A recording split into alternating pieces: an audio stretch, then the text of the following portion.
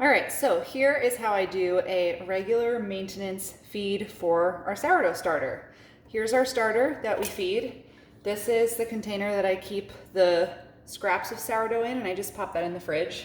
And this is fresh flour. So I'm gonna open it up. I haven't fed this since this morning, and you can see it's bubbly and really active, and it smells like a little bit strong, vinegary kind of beer.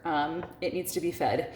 If it smells strong and kind of hits you in the nose like that, you know that it's hungry. If it smells kind of sweet and mild, it doesn't need a feed yet.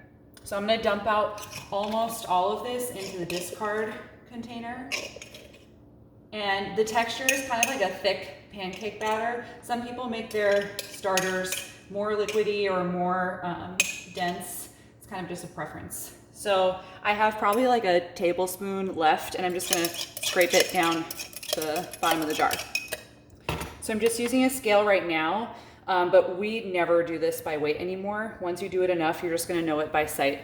So I'm gonna add probably about 50 grams of water. And I'm gonna add the exact same amount of flour. Before I add the flour, you just wanna stir up the leftover starter in here so that it dissolves. And I'm gonna grab my fresh flour. We use a mixture of white and whole wheat, but it'll be happy with whatever you have. And I'm gonna dump 50 grams of that in. That's actually probably even more than I normally do. You could do less than this. You could probably just maintain like 40 and 40. You really don't need a lot of this to be able to make bread.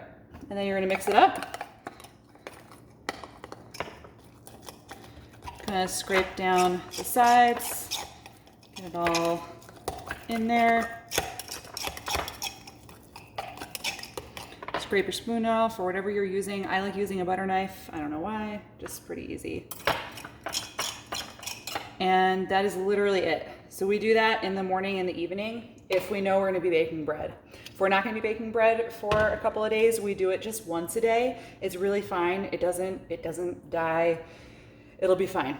And then if we know we're not baking bread for a while, I'll feed that, let it sit out on the counter for like an hour, and then put it in the fridge, and it just goes to sleep. So that's it, feeding your starter. I'll send you a bunch of recipes of what to do with this stuff, the leftovers. Don't throw it away because it's flour and you bought it. So anyway, that's that. I hope it helps.